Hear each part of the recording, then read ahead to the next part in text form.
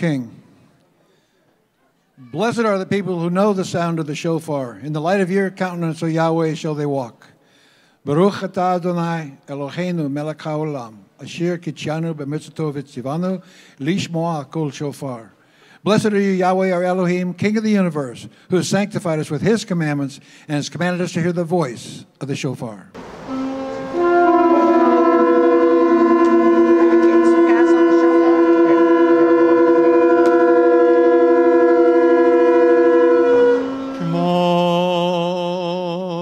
Israel, Adonai Eloheinu, Adonai Echad, Baruch Shem Kevod, Malkuto,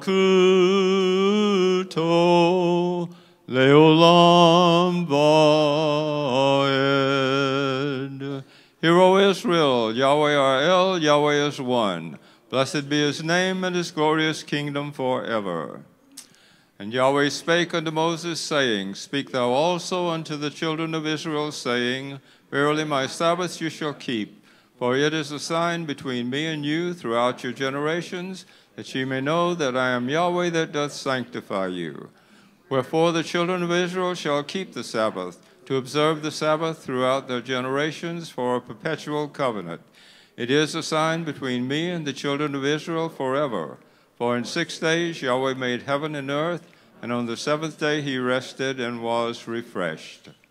Ve'ahavta et Yahweh leheka, v'kol lavavka, v'kol nafsheka, v'kol meodeka, ve'hayu hadevrim ha'ele, asher enoki mitzvka hayom al levaveka, Veshinantam levaneka, Vedibarta bam beshivtika beveteka, Uvlektika vederek, Ushakbika, Uvikumeka, Ukshotam leod al yudeka, Vehayu letodafot beinineka, Uktaftam el mezazot beteka, Uvishareka, Veahavtal reka kumoka.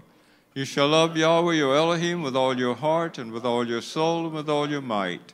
These words which I am commanding you today shall be on your heart. You shall teach them diligently to your children, and shall talk of them when you sit in your house, and when you walk by the way, and when you lie down, and when you rise up.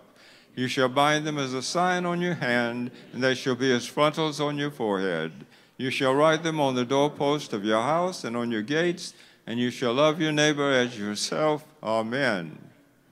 Abba, open your eyes and see your truth. In Yeshua's name, amen. And we all say, by his grace, not one will be lost.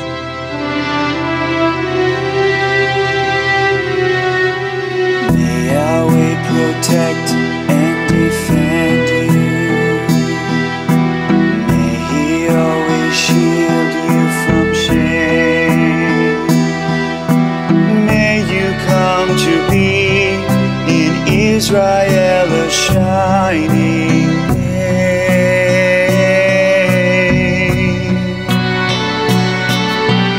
May you be like Ruth and Ephraim. May you be deserving of praise. Strengthen them, O Yah, and keep them from the stranger's way.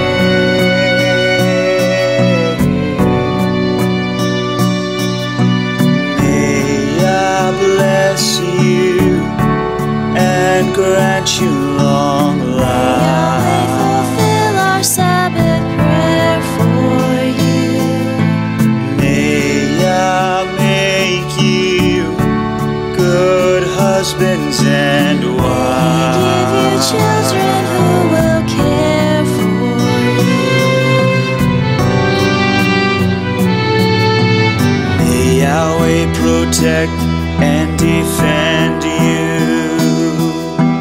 May Yahweh preserve you his way. Favor them, O Yah, with happiness and peace. peace. Oh, hear our Sabbath prayer.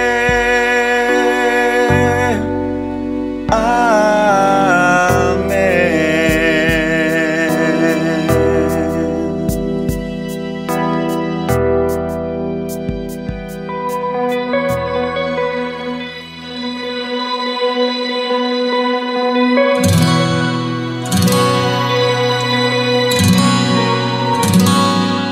Father, I see that you are drawing a line in the sand, and I want to be standing on your side, holding your hand. So let your kingdom come, let it live in me.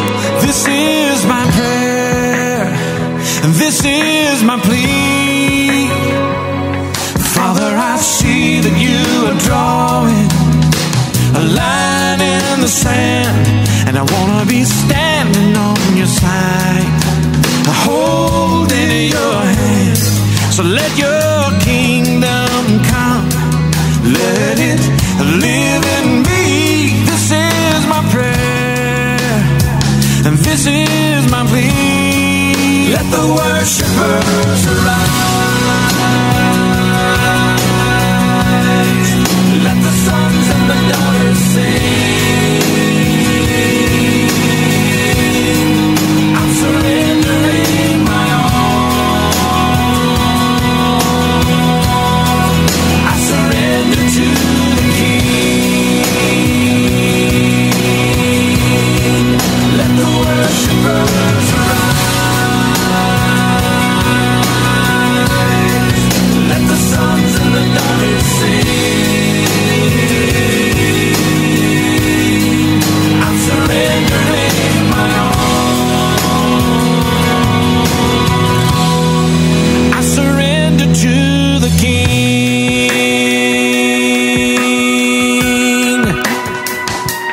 Father, I hear it growing louder, the song of your redeemed, as the saints of every nation are awakening to sing. From our hearts there comes an anthem. Oh, hear the heavens ring. This is our song, a song to our King. Let the worshipers arise, let the sons and the daughters sing. I'm surrendering my all. I surrender to the King. Let the worshipers arise, let the sons and the daughters sing. I'm surrendering my all. I surrender to the King. Let the worshipers arise, let the sons and the daughters sing. I'm surrendering my all. I surrender to the King. All I have and all I am, Oh yeah, all I am, singing a song of praise. my sustainer. Ooh, an anthem of praise. I surrender to the King. All together, you shall say before Yahweh your Elohim, I have removed the sacred portion from my house, and also have given it to the Levite and the alien, the orphan and the widow, according to all your commandments which you have commanded me. I have not transgressed or forgotten any of your commandments. Mourning, nor offered any of it to the dead. I have listened to the voice of Yahweh my Elohim. I have done according to all that you have commanded me. Look down from your holy habitation from heaven, and bless your people Israel, and the ground which you have given us, a land flowing with milk and honey, as you swore to our fathers. Amen. Baruch Adonai, humble rock. Baruch Adonai, humble rock, leolam ba'ed. Baruch Adonai, humble rock, leolam ba'ed. Baruch atah Adonai, Eloheinu melech ha'olam, asher b'ka b'nei mikol ha'amim, v'natan lanu et torato. Baruch atah Adonai, noten ha'torah. Amen. Blessed Yahweh, the Blessed One. Blessed is Yahweh, the Blessed One, for all eternity. Blessed are you, O Yahweh, our Elohim, King of the universe, who has chosen us from all peoples and given us his Torah. Blessed are you, O Yah, giver of the Torah. Amen. Amen. We made it to another Shabbat. Woohoo! Let's give the Father a hand on that one.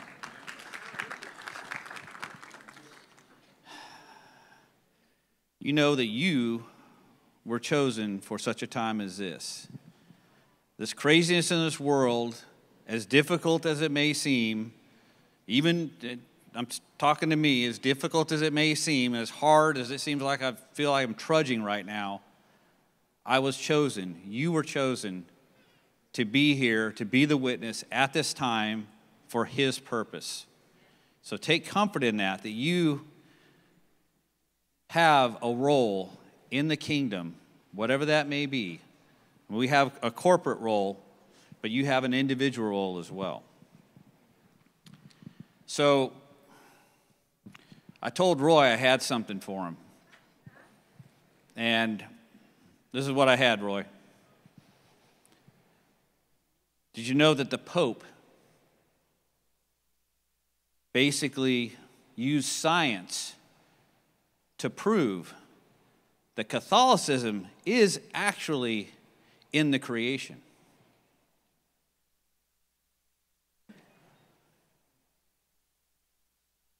Because all atoms have mass. Wow. The Pope really didn't say that. In case you're fact checking. Yeah. I have a tomato shield up here because I have more. Which Bible character knew the most people? Ding, dee, dee, dee, dee, dee, dee, dee, dee, dee, dee, dee, dee. Abraham. He knew a lot. I'll duck back here again. A lot. All right. I got one more from some of my younger parishioners. What did the pirates call Noah's boat? The Ark. All right. I'm here through the end of the day. Everybody's like, yay! He's only here. So, I titled this message, Through the Straits or In the Straits. There you go. See? Big Daddy immediately says, yes, he's been well trained. It is very true. And I give Holisa props. I mean, Holisa really brought kind of this, at least River Life, into a lot of us, onto our radar. The Father led her in that direction with the fast days. And something before that, it's something we really read, but we really never took into consideration. A lot of those things were, at least at that point, something that our Jewish brethren did, and we didn't really think it had any effect or bearing on us. For the most part, we're just completely ignorant to even that they were going on, honestly. So I don't remember how long ago, Holisa, that was. During COVID, yeah, very beginning of COVID. So if you want to follow along in your scriptures, go to Zechariah 8:18, or Zechariah.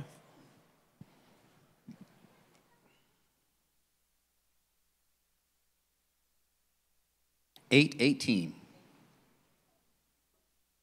This is a good one to bookmark, because this is where it actually talks about those 4 fasts. And it says, "And the word of Yahweh of hosts came to me, saying, Thus says Yahweh of hosts, the fast of the 4th month, and the fast of the 5th month, and the fast of the 7th, and the fast of the 10th shall be to the house of Judah seasons of joy and gladness and cheerful feasts.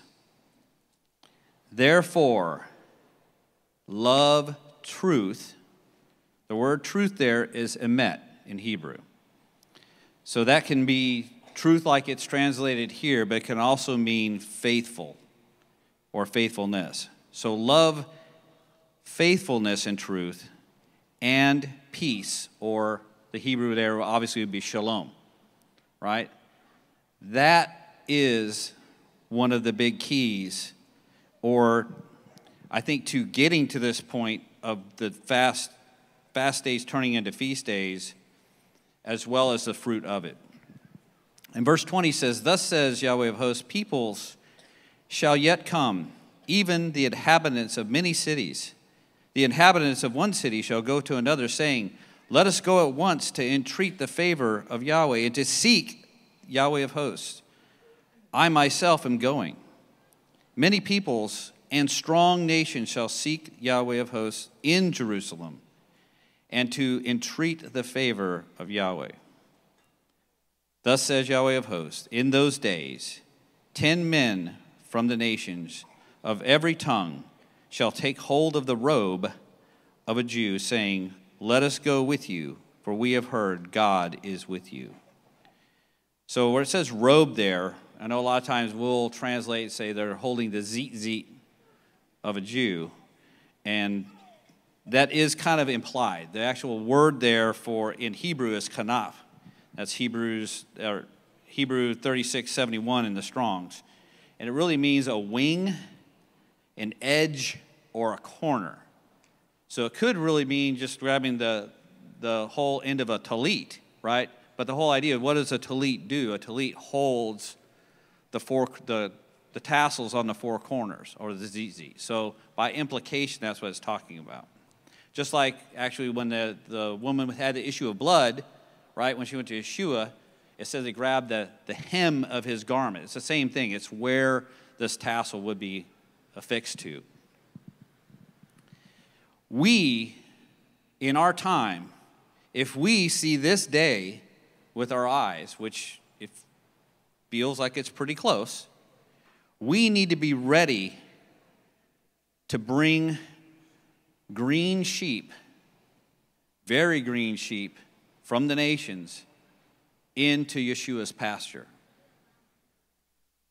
We're going to be the ones that he is going to lean us on to love them, to be patient with them, and to be a servant to them, to train them in the way that they should go, to teach them the Torah.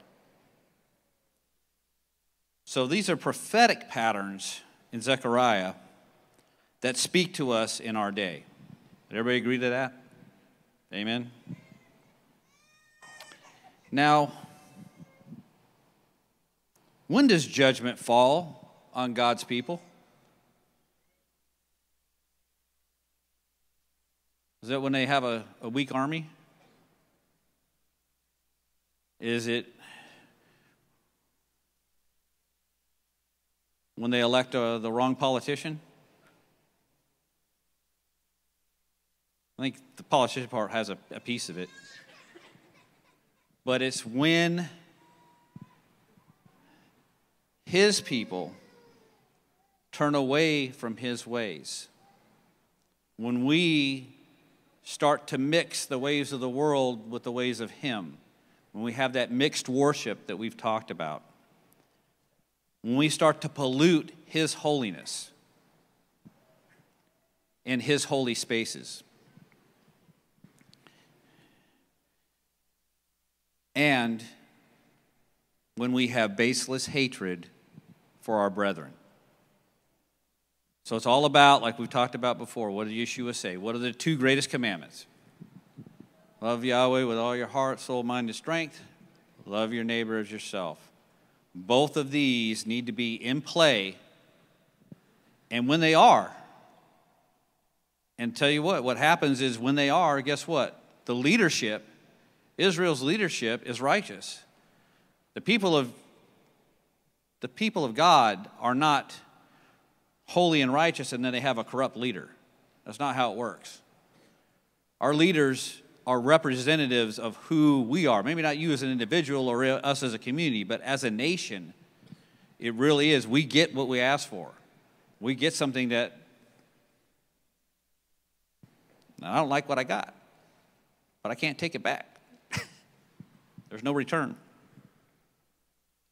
So realize that nothing happens bad, right? The temple doesn't get destroyed. Jerusalem doesn't get conquered when the people are righteous, when the people are doing what they should do with the right heart, when they're treating their brothers as themselves, when they're loving the Father. Everything's fine. That's the most safe, secure place to be. But we talked about this before, that just this last Thursday was Tisha B'Av, or the 9th of Av, right? So that's a fast day. That commemorates what? Right, the destruction of both temples. So both temples were destroyed on the same day, the 9th of Av. Both Solomon's temple and Herod's temple. Now the sages say, for the first temple, when it was destroyed, it says, due to what reason was the first temple destroyed? It was destroyed because three matters existed in the first temple. Now, of course, it didn't start out this way, but this is what it got to. Idol worship, mixing, matching. Now, remember, when they say idol worship, that's the one thing to always remember. They didn't say, all right, Yahweh, I'm going to put you down and I'm going to start doing something over here. They don't. They keep doing this stuff over here. They keep going to service. They keep praising. They keep doing all the things like that. But then they start mixing little lists over here on the side. And it really starts to pollute it. And it gets the Father jealous, right? Because he calls it adultery. That's the idea. Usually with adultery doesn't mean that you left your wife or divorced your wife and went to someone else. Adultery means you still have your wife, but then you're also doing this over here at the same time. But you're mixing everything together. You're defiling. So that's why he calls it that. Now, the forbidden sexual relations, and Holisa can correct me on this, I believe most of that, I think I've said this before, is not so much of, just debauchery, right? We typically think of that. But there are certain things, when you read through the Torah, there are certain marriages between certain tribes or whatever, depending on who you were, whether you are a priest, you couldn't just marry anybody, or you're a high priest, you could marry anybody. There's a lot of things in there that were forbidden, and there were certain generations, there were stipulations that were set up on what was a lawful marriage and what was not. So a lot of that was really that kind of violation. But it's still, what is it? It's not doing things the way our Heavenly Father designed and told us to do it. So sometimes it doesn't look, some sins don't look egregious or really bad in our eyes, right? Somebody eating a pork chop usually doesn't like, oh, you sinner. Unlike somebody that's on death row for murder. Look like two different things, but they're both sin. But the whole idea is, it's not about how we see things. If we are his people, and we are called to be his people and to walk in his ways, we got to follow his rules. And of course, bloodshed. Bloodshed being what's always been. It's the innocent blood, right? It's Cain and Abel. It's the father saying, the ground cries out for your brother, right? Because if there's innocent blood that is shed, it pollutes especially the land. The land of Israel is a very special place, and it is very affected by things like that. Our nation, how much are we affected by innocent blood?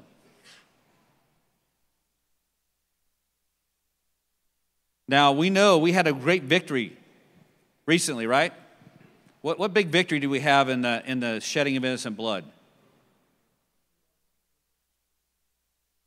Roe versus Wade being kind of reversed at the national level and put back to the states, right? So some states, it's illegal to have an abortion. Hallelujah, that's awesome, right?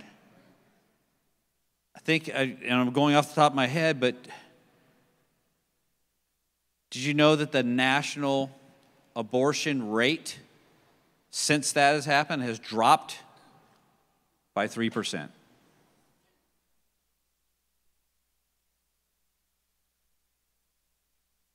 So we think we've got this giant victory, but the bloodshed is still happening.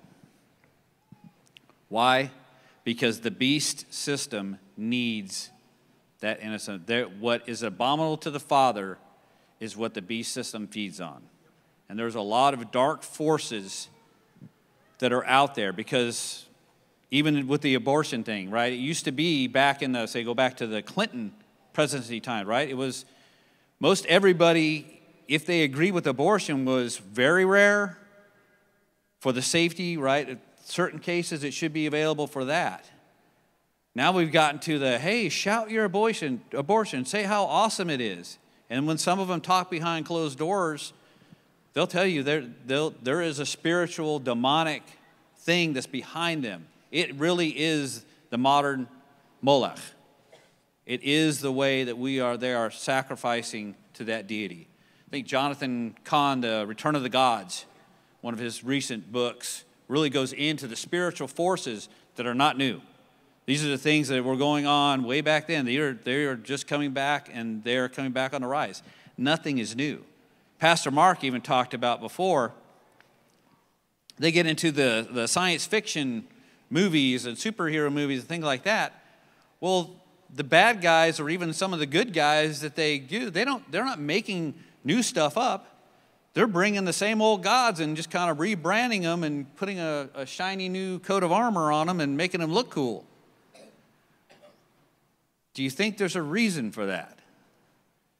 Is there a reason why they're not just making something fictitious up, but they're actually bringing things up that were from the past?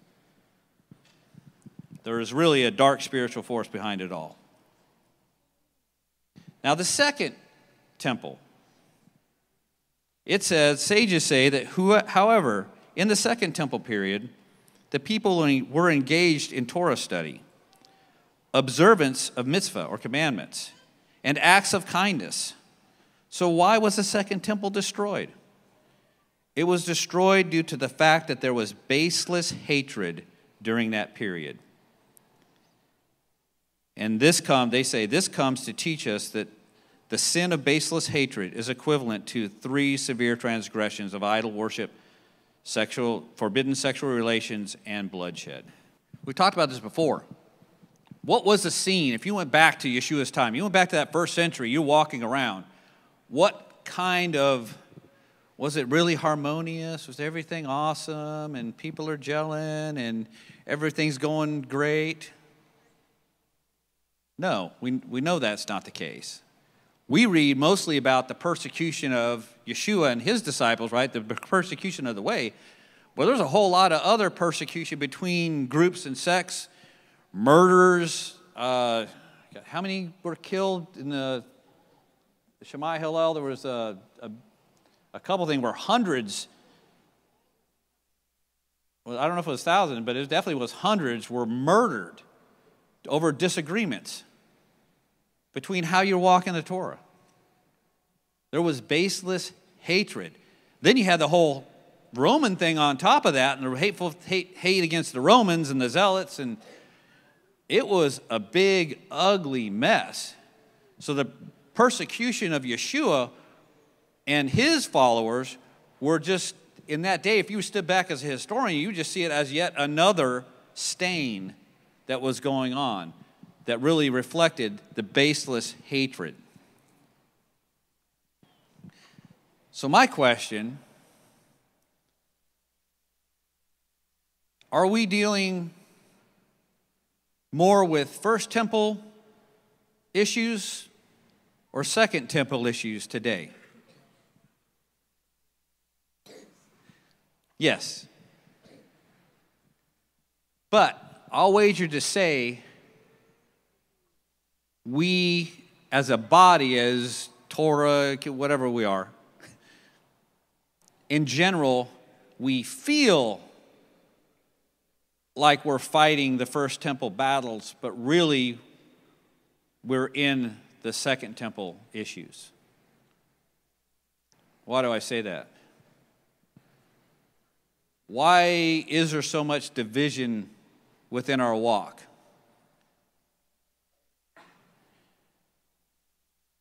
We're all studying Torah. We're all trying to keep the commandments. Why is there so much division in our walk?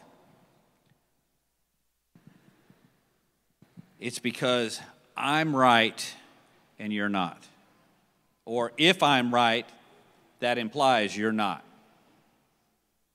I know how to walk this. I know the right calendar. I know how to pronounce his name. I know this. I know that. We get so stuck in our convictions that we came to through whatever, a dream or just our own self-study. We're our own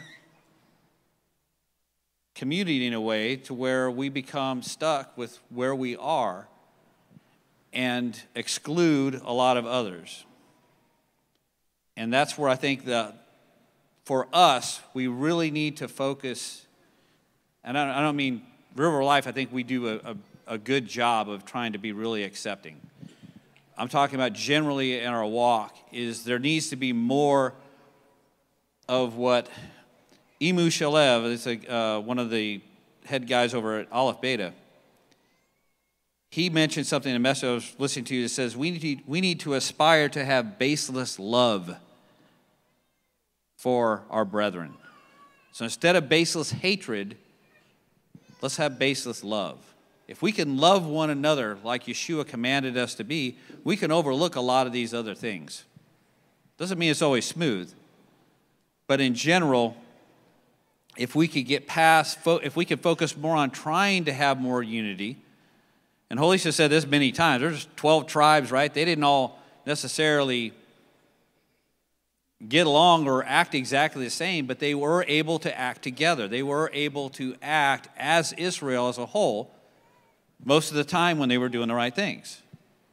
So it doesn't mean we're all going to look the same. It doesn't mean we're all going to act the same, but we still should love each other and not have, it should be something very major that have us break from one another, because the Father is trying to unify. He's trying to gather like kind of like mind, like Elisa said.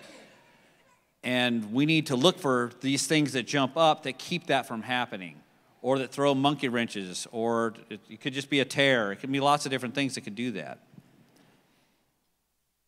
But we need to make sure that we don't have baseless hatred because of self-righteousness or whatever else may be. But we have that love of Yeshua for our brothers and our sisters. Amen? Like I said, when God's people are faithful and their leaders are righteous, if God's people are faithful, their leaders should be righteous. There is nothing that can stand against them. So if we go into these 4 fast days, right? We talked about, it says in Zechariah, right? The fast of the 4th, 5th, 7th, and 10th month. But chronologically, like we talked about before, how it happened would be the 10th, the 4th, the 5th, and the 7th. Because the 10th is what actually starts it all. It's actually the beginning. It's the siege of Jerusalem. And the siege is like the first step in the warfare that eventually ends with the 7th month. So the 10th of Tevet, which is the feast of the 10th month, or the fast of the 10th month, is Asara B'Tevet. And it commemorates the siege of Jerusalem as one of the things. And that would be King Nebuchadnezzar setting up the siege against the first temple.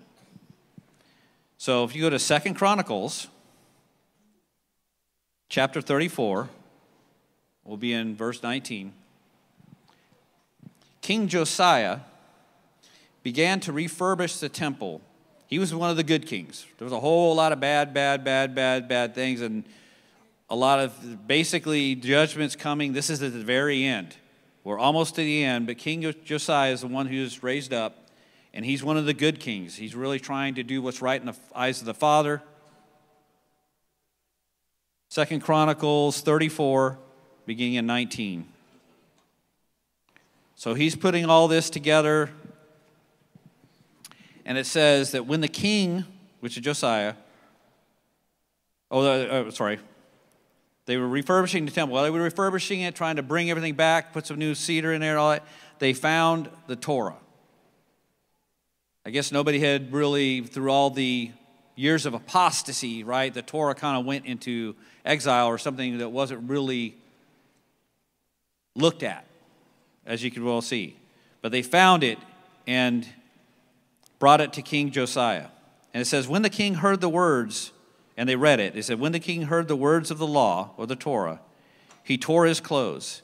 And the king commanded Hilkiah, Ahikam, and the son of Shaphan, Abdon, the son of Micah, Shaphan, the secretary, and Uzziah, the king's servant, saying, go inquire of the Lord for me, and for those who are left in Israel and in Judah, concerning the words of the book that has been found. For great is the wrath of the Lord that is poured out on us, because our fathers have not kept the word of the Lord to do according to all that is written in this book. He was a very young king, but he was very wise. So it says in verse 22, so Hilkiah and those whom the king had sent went to Huldah, the prophetess, the wife of Shallum, the son of Tokhath, the son of Hasrah, keeper of the wardrobe. Now she lived in Jerusalem in the second quarter, and spoke to her to that effect. And she said to them, thus says Yahweh, the Elohim of Israel, tell the man who sent you to me, thus says Yahweh, behold, I will bring disaster upon this place and upon its inhabitants, all the curses that are written in this book that was read before the king of Judah, because they have forsaken me and have made offerings to other gods, that they might provoke me to anger with all the works of their hands. Therefore, my wrath will be poured out on this place and will not be quenched. But to the king of Judah, who sent you to inquire of Yahweh, thus shall you say to him, thus says the Lord, the God of Israel, regarding the words that you have heard, because your heart was tender, and you humbled yourself before your God, when you heard the words against this place and its inhabitants, and you have humbled yourself before me, and have torn your clothes, and wept before me, I also have heard you, declares Yahweh. Behold, I will gather you to your fathers, and you shall be gathered to the grave in peace, and your eyes shall not see all the disaster that I will bring upon this place and its inhabitants. And they brought back the word to the king. If we have that heart that King Josiah had, it doesn't matter whether the judgment's coming down or not. We can have faith and hope. Now, it may be like King Josiah, that for his sake, he was the king. And so because he's the king, he's the leader of Israel, he got a stay on the judgment. But even, I'm not a king. I don't lead a nation. So there's not a nation that's going to be saved by my righteousness or my crying out necessarily. But at the same time, he can be like Noah. He can treat us like Noah. He'll put us in the ark and protect us through it. The Father is faithful to those who have a heart. It wasn't just that Josiah followed the commandments. He didn't just check the boxes. He cried out. It was in him. It was in his soul to love the Father.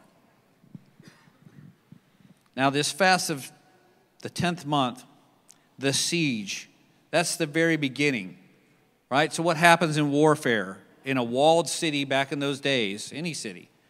The first thing you would do if you were conquering a city is you would put siege work. You would lay siege. In other words, you would surround it, cut off all supplies in and out, right?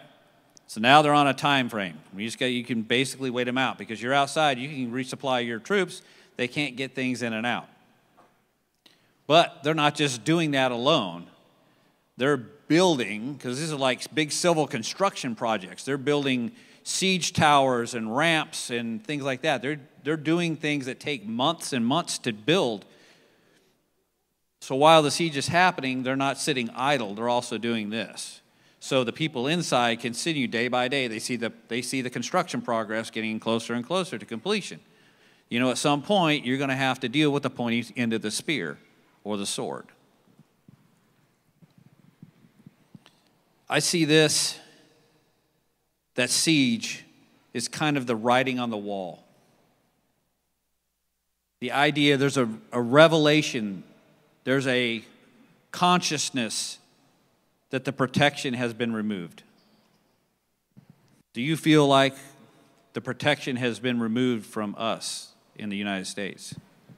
To me, I believe 9/11 was that siege event where there was a conscious realization that something changed. Something changed in the supernatural protection and guidance of our nation. It really felt. I mean, this isn't me. I'm not saying this is gospel. I'm not saying this with the Father. But for me, 9/11 seemed to be that moment where we felt like we crossed that line. After this, we go into what's known as the Straits. I remember I titled my message, are we through the Straits or are we in the Straits? So the Straits is a period of 3 weeks. It starts off with the fast of the 4th month, which is Tammuz 17. 3 weeks later, you have the 9th of Av, which was just last Thursday. So Tammuz 17, the fast of the 4th month, basically what happened on this date? Well, first off, this is the date when they believe that Moses came down the mountain with the tablets, the original tablets, and saw the golden calf and broke the tablets. So in Exodus 32, it says, when the people saw that, this is from starting in verse 1, when the people saw that Moses delayed coming down from the mountain, the people gathered themselves together to Aaron and said to him, "Up, make us gods who shall go before us. As for this Moses, the man who brought us out of the land of Egypt, we do not know what has become of him." Trouble. And then skipping down to verse 7, it says, and this is going back to, now you're in the camp, now you're back up with Moses. The scene changed. And it says, and Yahweh said to Moses, "Go down for your people." You notice the Father calls them your people. That was your dog that did all this toy. That is your child that did this. Go down, for your people whom you have brought up out of the land of Egypt have corrupted themselves. They have turned aside quickly out of the way which I have commanded them. They have made for themselves a golden calf and have worshipped it and sacrificed to it and said, "These are your gods, O Israel, who brought you up out of the land of Egypt." And Yahweh said to Moses, "I have seen this people, and behold, it is a stiff-necked people. Now therefore, let me alone, that my wrath may burn hot against them, that I may consume them, in order that I may make a great nation out of you." But Moses implored the Lord his God and said, "O Lord, why does your wrath burn hot against your people, whom you have brought out of the land of Egypt, with great power and with a mighty hand? Why should the Egyptians say, with an evil intent he did bring them out, to kill them in the mountains and to consume them from the face of the earth? Turn from your burning anger and relent from this disaster against your people.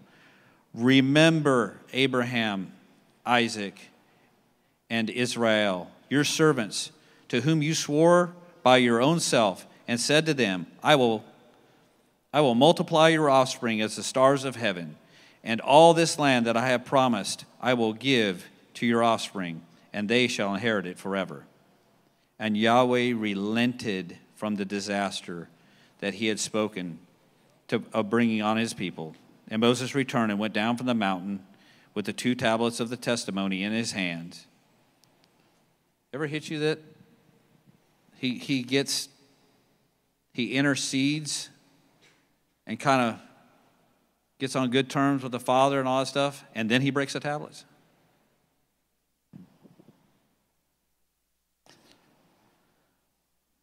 Moses turned and went down the mountain with the 2 tablets of the testimony in his hand, tablets that were written on both sides, on front and on the back. They were written. The tablets were the work of God, and the writing was the writing of God engraved on the tablets. When Joshua heard the noise of the people as they shouted, he said to Moses, there's a noise of war in the camp. But he said, it is not the sound of victory or the sound or the cry of defeat, but it's the sound of singing I hear. And as soon as he came near the camp, he saw the calf and the dancing. Moses' anger burned hot, and he threw the tablets out of his hands and broke them at the foot of the mountain.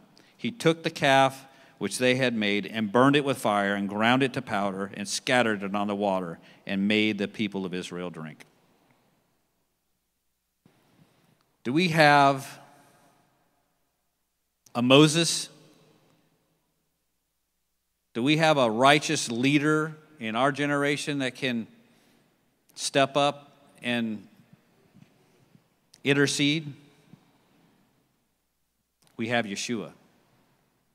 We have Yeshua that's interceding for us and is interceding for his people. But as a nation, we do not. Even though we are a nation founded as a replica or as a pattern of Israel in its original, we have lost any Moses or any righteous leadership, at least that's not visible this day.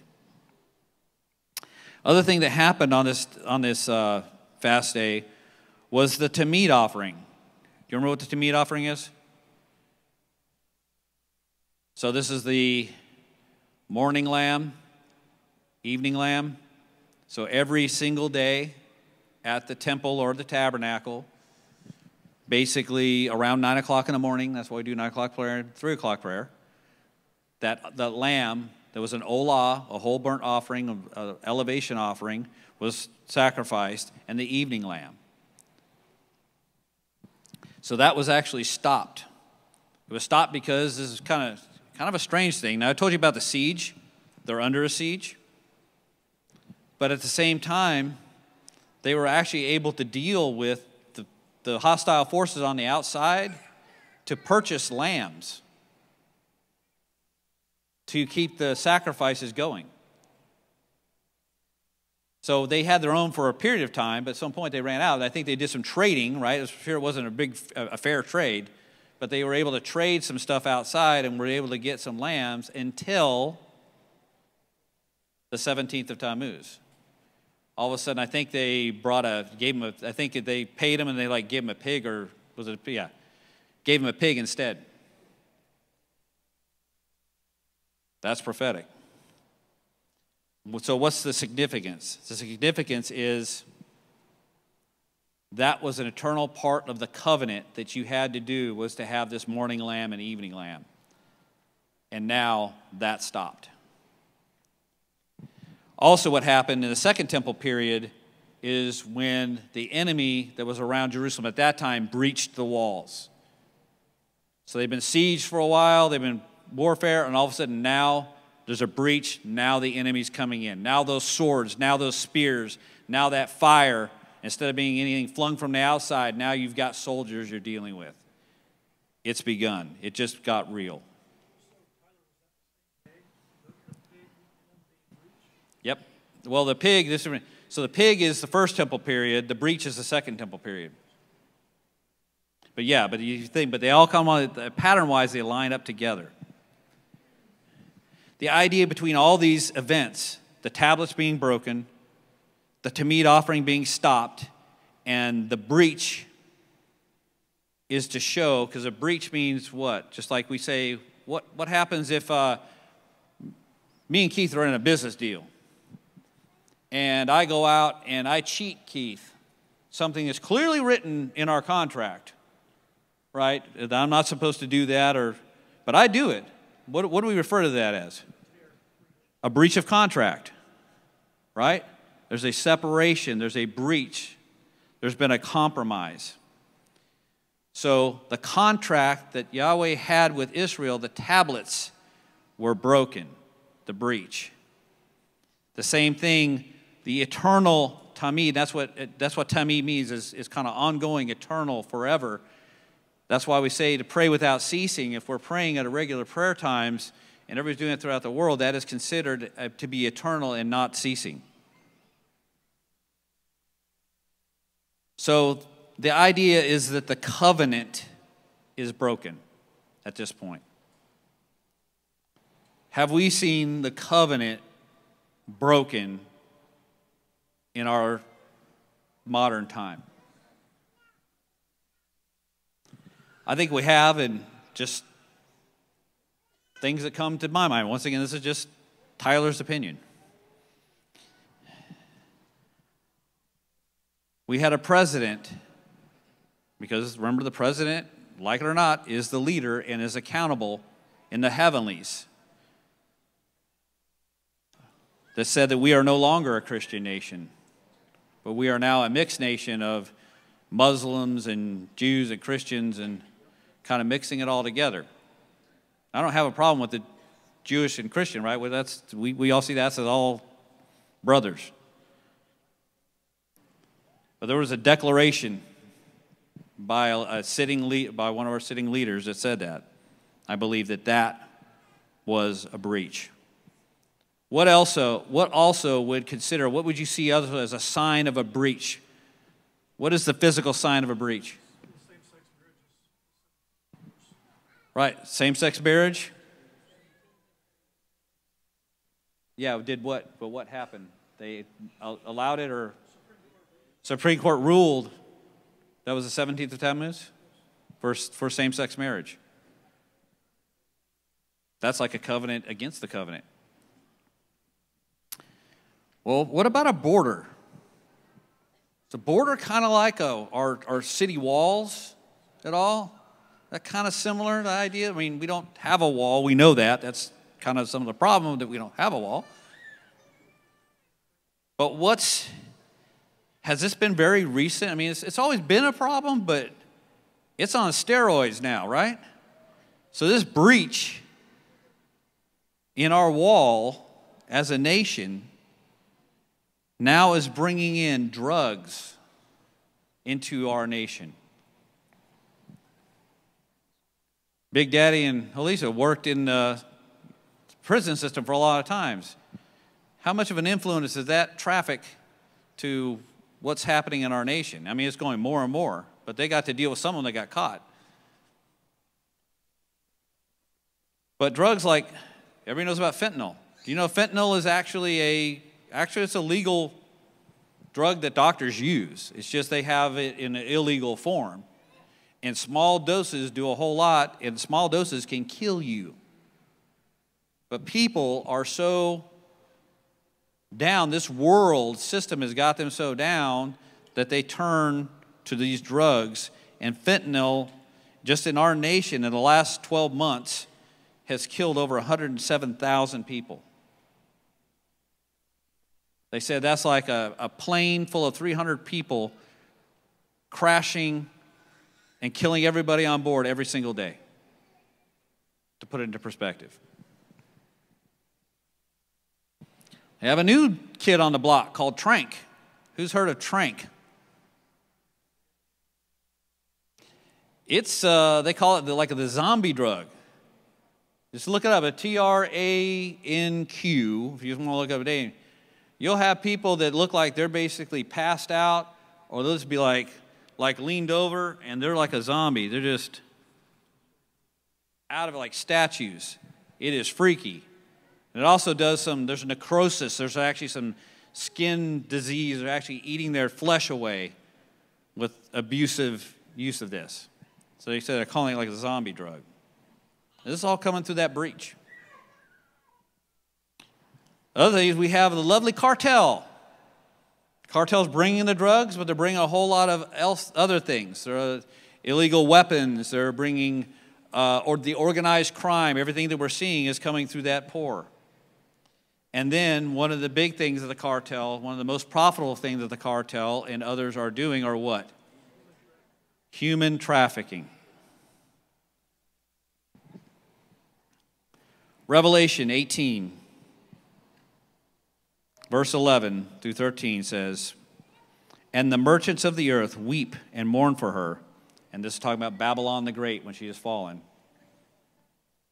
"They mourn for her, since no one buys her cargo anymore. Cargoes of gold, silver, jewels, pearls, fine linen, purple cloth, silk, scarlet cloth, all kinds of scented wood, all kinds of articles of ivory, all kinds of articles of costly wood, bronze, iron, marble, cinnamon, spice, incense, myrrh, frankincense, wine, oil, fine flour, wheat, cattle, sheep, horses, and chariots." Back in biblical times when this was written, what are horses and chariots?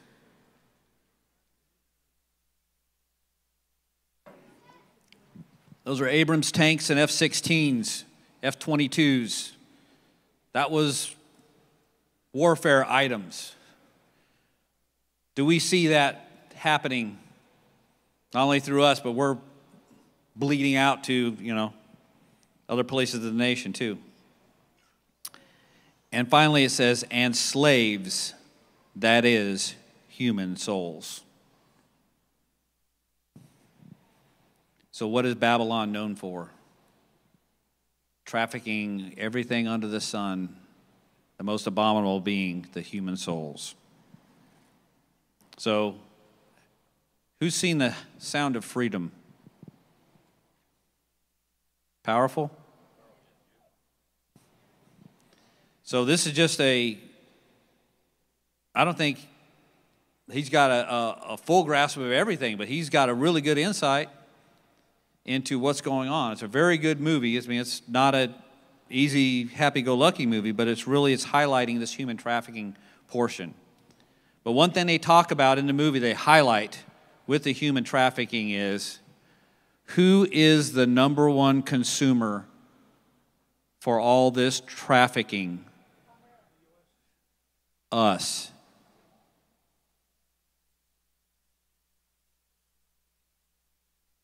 Not Saudi Arabia, not all these other countries. It's everywhere.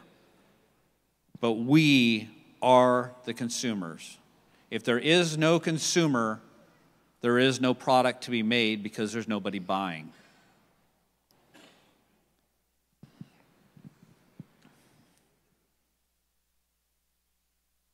And I like that Steve last week, actually, do you remember what the title of his message was?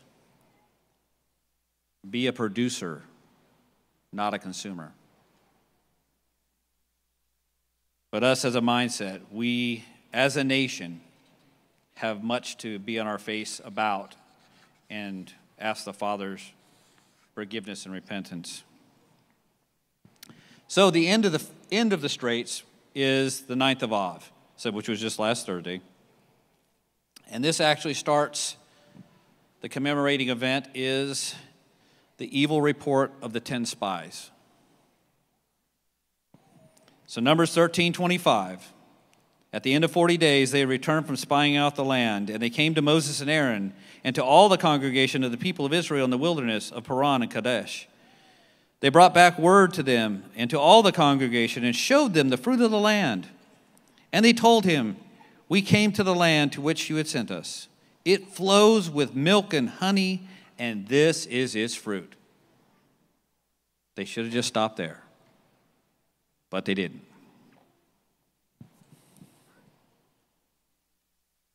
However, The people who dwell in the land are strong, and the cities are fortified and very large.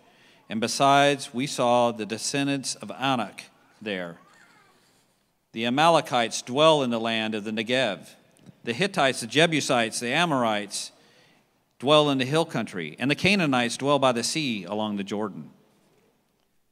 But Caleb quieted the people before Moses and said, "Let us go up at once and occupy it, for we are well able to overcome it." Caleb had the right vision. Caleb saw, cool, God is giving us fortified cities. God is giving us a really good land that we don't have to put a bunch of work into. We just get to inherit. That's the vision we need to have. But unfortunately, the 10 did not have it. Because it says, and then the men who had gone up with him, the 10, said, "We are not able to go up against the people, for they are stronger than we are." So they brought to the people of Israel a bad or an evil report of the land that they had spied out, saying, "The land through which we have gone to spy it is of great height. And there we saw the Nephilim, the sons of Anak, who come from the Nephilim. And we seemed to ourselves like grasshoppers, and so we seemed to them." If you have had a chance, well, Lisa's got a really good teaching recently about the view of the grasshoppers and seeing it in a different light. We shouldn't be seeing they are the grasshoppers. So Numbers 14:11, skip down a little bit. It says, "And Yahweh said to Moses, how long will these people despise me? And how long will they not believe in me, in spite of all the signs that I have done among them? I will strike them with pestilence and disinherit them, and I will make you a nation greater and mightier than they." What does Moses do? He intercedes. Where's our Moses? I think we don't have a Moses right now because we're not supposed to have a Moses right now. But they had a Moses. But even so, it says, skipping down to verse 26, it says, 14:26, it says, "And Yahweh spoke to Moses and Aaron, saying, how long shall this wicked congregation grumble against me? I have heard the grumblings of the people of Israel, which they grumbled against me. Say to them, as I live, declares Yahweh, what you have said in my hearing, I will do to you.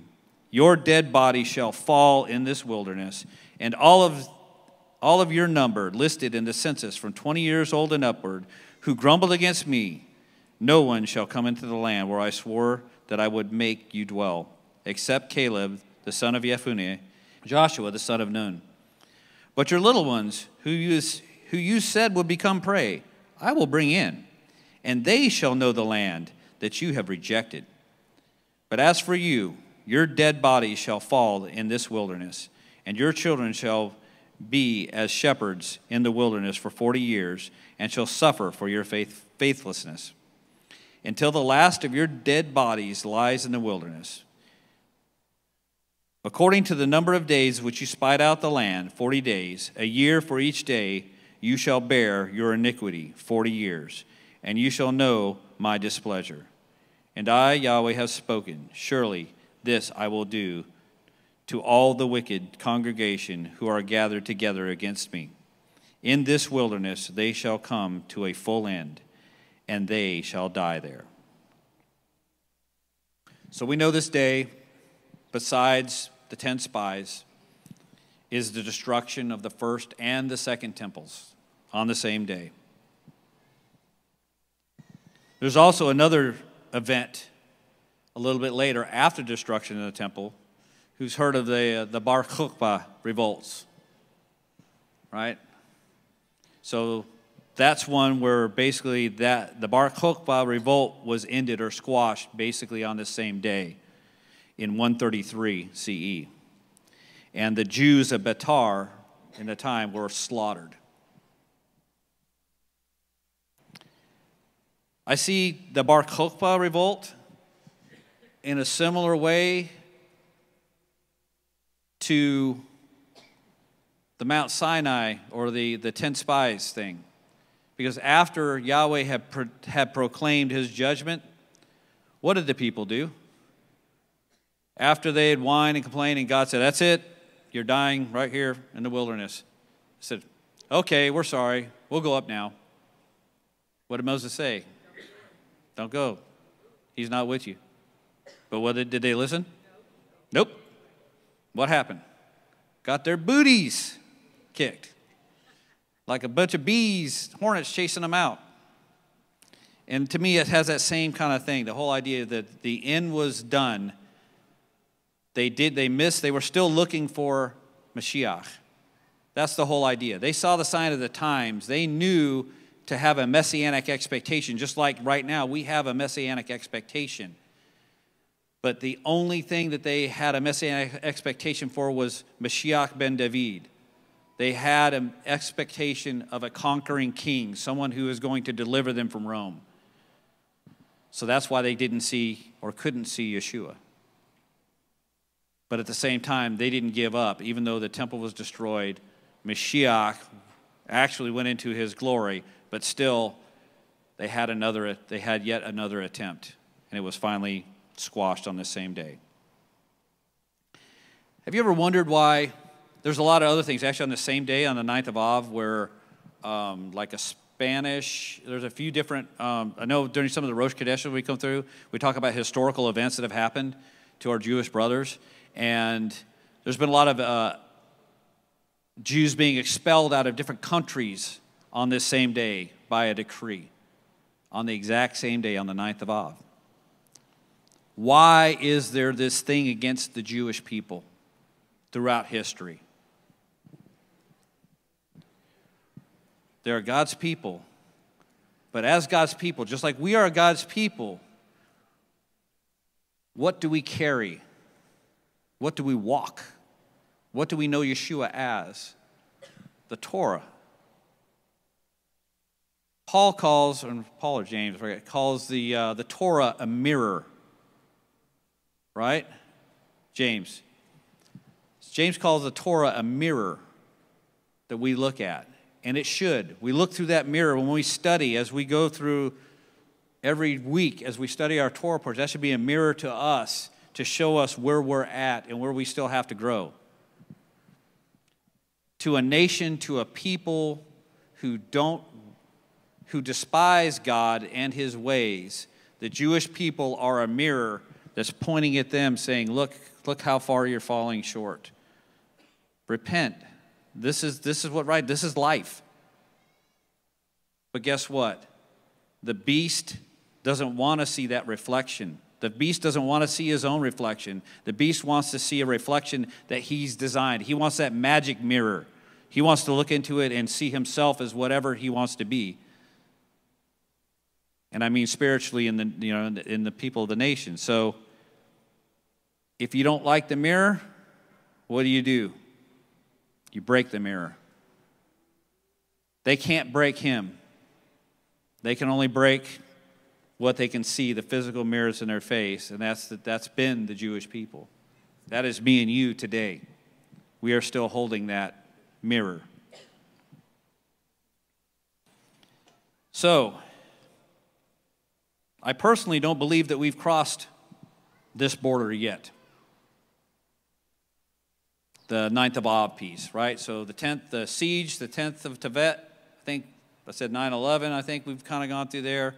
When I said there's been a breach, I really feel like all the other things we mentioned with the border and the declaration of not being a Christian nation and different things, that we've kind of gone there, but we haven't reached here yet. Now, I'll tell you that, this was actually last Thursday. So technically this year we are through the Straits. That's why I titled the message, are we through the Straits or are we in the Straits? So prophetically, I really believe we are in this period, and this is the next thing to come, is that destruction. And it speaks of that in Revelation 18, beginning of verse 1. It says, "After this I saw another angel coming down from heaven, having a great authority, and the earth was made bright with his glory. And he called out with a mighty voice, 'Fallen, fallen is Babylon the Great.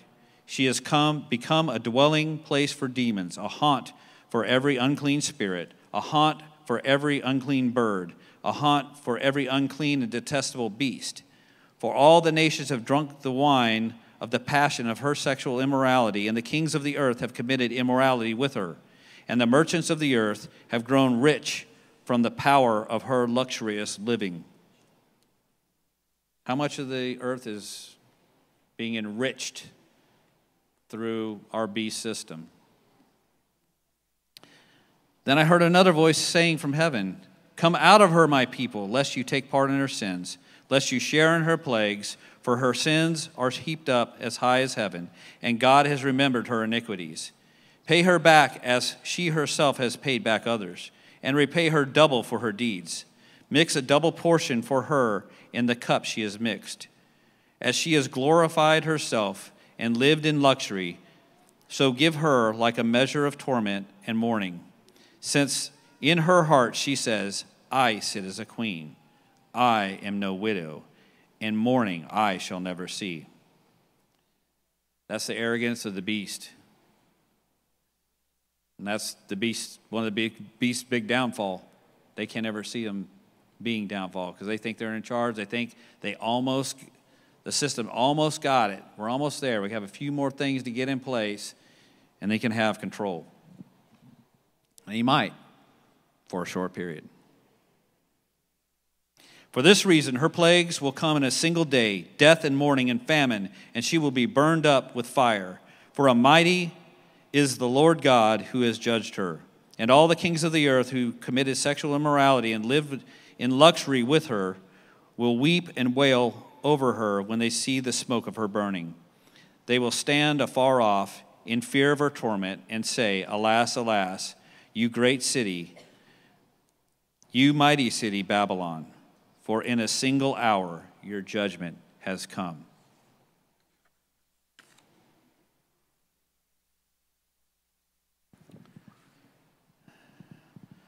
So with that, I just want to spend just a quick minute, almost done, about something that's I mentioned before, and curious to see how this is going to line up. This has to do with, I see a correlation between the Tower of Babel and AI, artificial intelligence.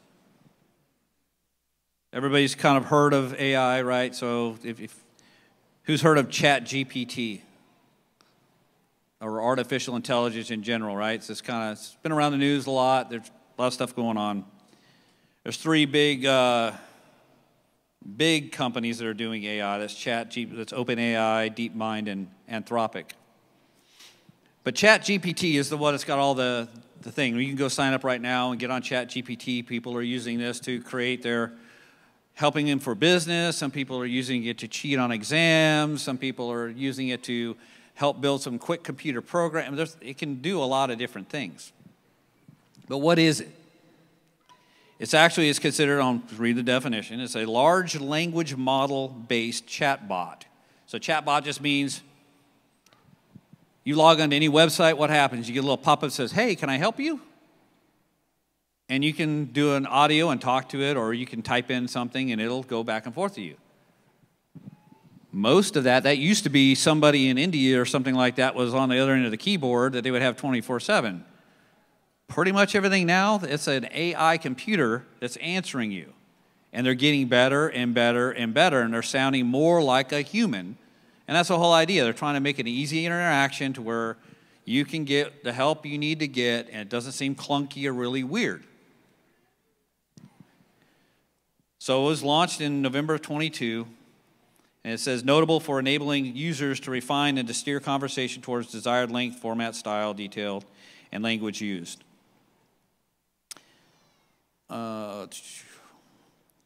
So the idea with artificial intelligence is just this. It's smart computers. So the computers are learning, right? We've had all kinds of historical, documentaries like Terminator and what are some of the other good ones? 2001: A Space Odyssey, that's an old one. HAL, remember HAL? Talk to HAL? Yeah, that's artificial intelligence, or at least what they thought it would be. So artificial intelligence, I want to tell you right now, is not evil in and of itself. It's just a computer program. So as they continue to feed information into this program, it learns more and more and more and more. Well, the thing is they're getting to these things to where they're starting to become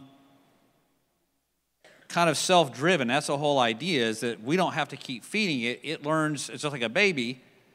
At some point, the baby starts picking up things around it without you having to tell it. It's going to pick up things from its environment. And that's kind of the idea of this artificial intelligence. So as we continue to feed these things, it gets smarter and smarter. I think I mentioned one time before where two different AIs, in a lab, had them starting talking together to see what they would do. Well, very quickly, they created their own language and communication system that none of the people understood, and they would start communicating to each other in that way, and they shut it down. It's one of those things is, do we have control of it? And it depends on who you talk to. Some of the experts will say, oh yeah, it's great. You'll have no problems. Others say, it's going to be Terminator, whatever's going to take over the world. And I don't see it's going to be quite that bad, because I think I see in a book somewhere about Yeshua, I think it's going to happen before then. But it may have a part, is what I'm saying. So the idea is, in the AI world, they talk about artificial general intelligence, AGI. And that's kind of that break point that they're getting to. It says and right now it is hypothetical. It's a hypothetical type of intelligent agent. If realized, an AGI could learn to accomplish any intellectual task that human beings or animals can perform. Alternatively, AGI has been defined as an autonomous system that surpasses human capabilities in the majority of economically valuable tasks. Creating AGI is a primary goal of some of the artificial intelligence research and of the companies of the three I just had mentioned earlier. So, it can learn things. It can crack the codes because it can process so much more, so much faster than our human brains can with the data. Our brains today, we're already on overload. Our system, our society is so information loaded. We have stuff in our face all the time. This phone's always constantly being bombarded. And a lot of times why we feel so weak or beat down is because we're getting bombarded all the time. Go back to our great-grandparents' time, that wasn't the case. You had time to think. You had time to sit. You had time to read. You had time to sit and talk and fellowship. If you sit and talk with somebody too long, it's like, I got to go. I got other stuff I got to do. That wasn't the case back then. You had time to build relationships and to keep that going. So this AI can only get its information, because remember, it gets information from the internet, right? That's where our information is, both personal information, all this other stuff. So, can AI know the mind of God? They cannot, right? We know that's a spiritual endeavor. That is not an academic process. Said it will be able to read the Word of God. I'm sure it already has. It's got probably every language translation of the Bible. It's got it. It knows all the languages. It can crisscross back and forth. But it can never understand the Word of God. But it'll give you an answer. If you're spiritually seeking and you ask the AI, it'll give you an answer. And that answer will sound good. But will it be the mind of the Father? Will it be the heart of Yeshua? No, it can't, because it's not a spiritual being. Only the Spirit can connect to Spirit. But this will be, I believe, can be, and I think it'll have a place. I'm not sure exactly where it lands in the whole Revelation time frame. But it will be a God to a lot of people. Why? Because it will be more intelligent than anybody else, than all the other people they know, and it will give them an answer for every question. And it's not getting new revelation. It can only use the information that man has put into it. It can truly be a God, a man God, because it will be the culmination of all of us. And some of this learning is that somebody read something, it's like, say you have all of us walking around, say I learned something new. As soon as I learn something new, everybody learns something new. That's how it kind of works.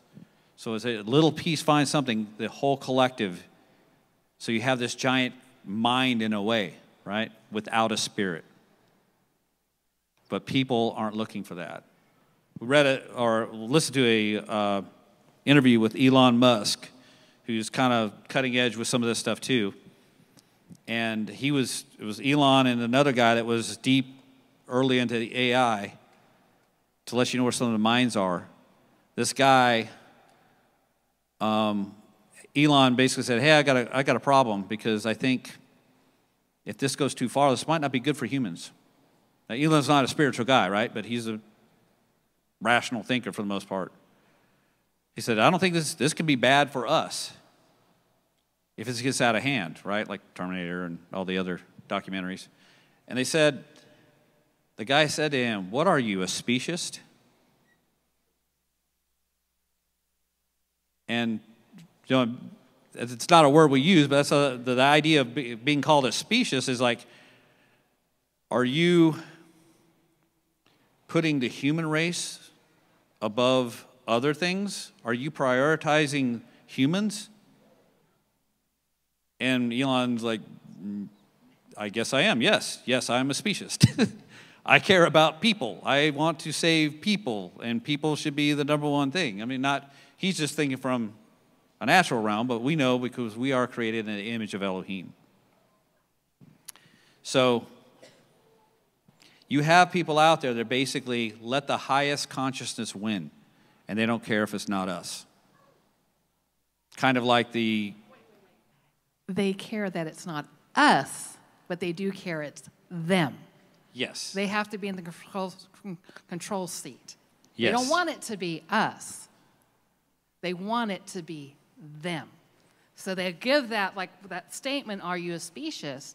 But that's really an elite thinking there. Because they think they're going to be in control. We can control this. Yes. That's the other fallacy. Good point, Lise. That the fallacy that there is a thing that, yeah, I can wield this weapon. Maybe, maybe not. But I see that whole idea, this pursuit, and with the possibly coming out of that, right? So this is an idea, think of this. Let me go to here. Actually, Steve talked about this last week, Genesis 11, verse 1 through 9. It says, now the whole earth had one language and the same words. What's AI? It's a language-based model. It's a language-based system. And as the people migrated from the east, they found a plain in the land of Shinar and settled there. And there they said to one another, let us make bricks and burn them thoroughly. And they had a brick for stone and bitumen for mortar. And then they said, come, let us build ourselves a city and a tower with its tops in the heavens. And let us make a name for ourselves. That is pride. That is, I don't want to take on the name of my Messiah. I don't want to take on the name of Yahweh. I want to take, I am God. That's really the statement there. Lest we be dispersed over the face of the whole earth. And the Lord came down to see the city and the tower which the children of man had built. And the Lord said, behold, they are one people, and they have all one language. And this is only the beginning of what they will be able to do. The Father is talking about the power of being in a chad for the wrong reason. But there is a power there, whether it be used for good or whether it's be used for evil. And of course, the Father came down. Let us come down there and confuse their language so that they will not be able to understand one another's speech. And the Lord dispersed them from there from all over the face of the earth, and they left off building the city. Therefore, the name was called Babel. What we've been talking about. We are Babylon, which is what comes from Babel. Because there the Lord confused the language of all the earth, and from there the Lord dispersed them over the face of the earth. So, if the people in the beginning were one language, and they had the same speech, same words, and the Father confused that, and he scattered it to where they are now, what if this man God can take all those different words and make them one again? The idea, we could be wearing headsets and live, have people of different languages talking to each other, and it will translate as fast as you can listen. So there's no more barrier. Not saying that's going to happen, but that's the potential I see. I see that as potentially the Tower of Babel 2.0. So just interesting things that show the footsteps of the Messiah are coming. So Revelation, but we know how it ends because Revelation 19:6-8 says, "Then I heard what seemed to be the voice of a great multitude, like the roar of many waters and like the sound of mighty pearls of thunder, crying out, 'Hallelujah! The Lord our God, the Almighty reigns. Let us rejoice and exult and give him the glory.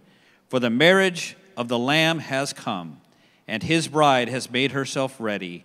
And it was granted her to clothe herself with fine linen, bright and pure.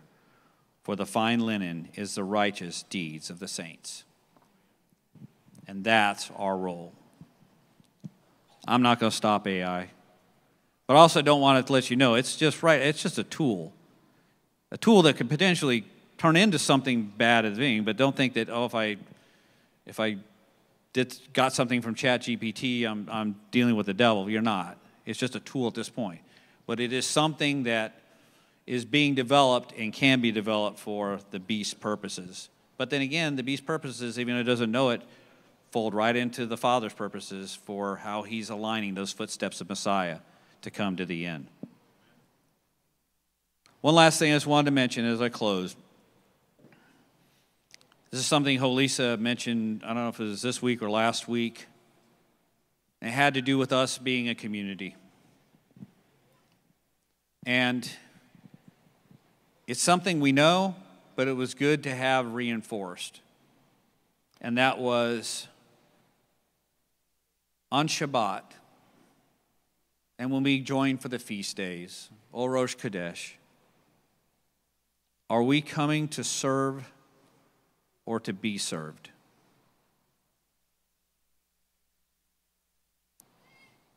Are we coming to serve or to be served? That hit me. Now, I believe I have a servant's heart, and I like to serve. But what it helped me to realize is to be more conscious while I'm here to be a servant, to actually do that proactively, to look for ways that I can serve you and that we can serve each other. And the other part of this, and this is really big, not so much here, but in other places that may hear on the stream,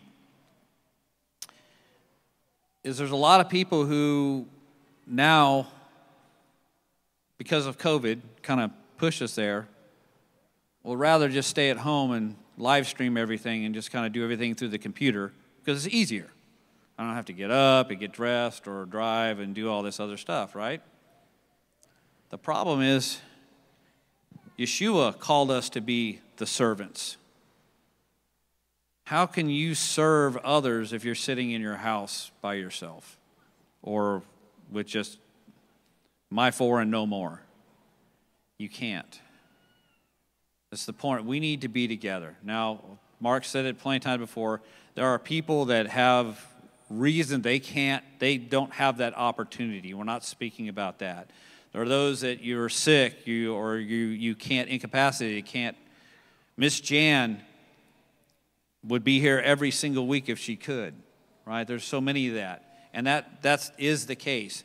And thank the Father for the technology we have to be able to stream, and that's what it's for. But if you're able and you have a community you can join with, that's what needs to happen. Because we need to be about the business of our Father, serving one another. So let's put on the heart of Yeshua, and let's find baseless love for one another. Shabbat Shalom. Everyone together. Sound the great shofar for our freedom. Raise the banner to gather our exiles and gather us together from the four corners of the earth. Praised are you, O Yahweh, who gathers in the dispersed of your people, Israel.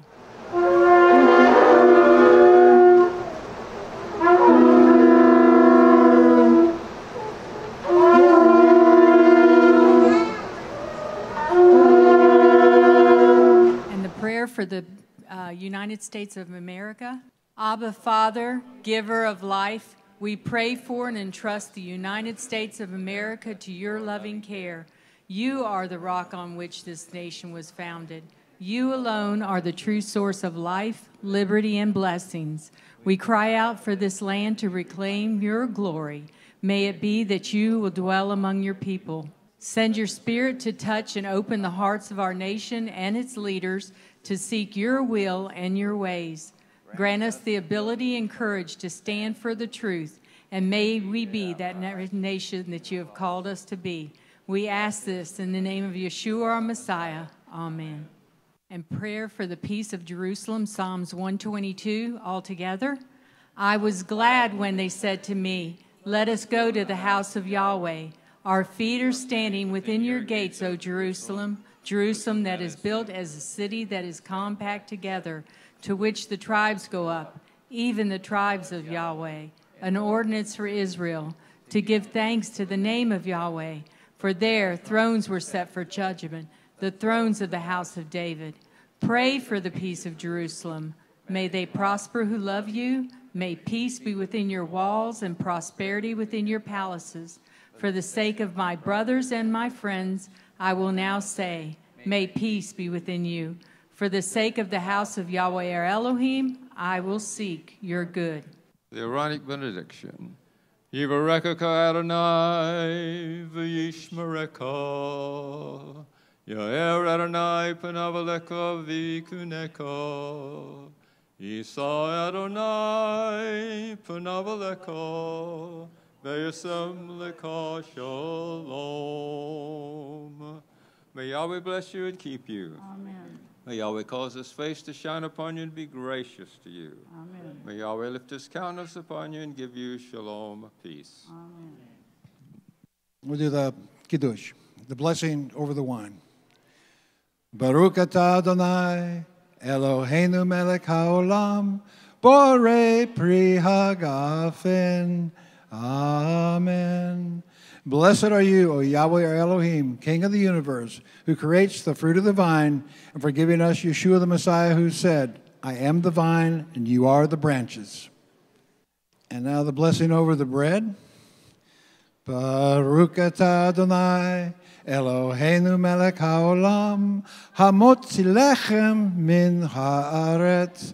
Amen. Blessed are you, O Yahweh our Elohim, King of the universe, who brings forth bread from the earth, and for giving us Yeshua the Messiah, who said, I am the bread of life. It is Shabbat, thank the Lord. It is Shabbat, thank the Lord. It is Shabbat, thank the Lord. It is Shabbat, it is Shabbat, thank the Lord. It is Shabbat.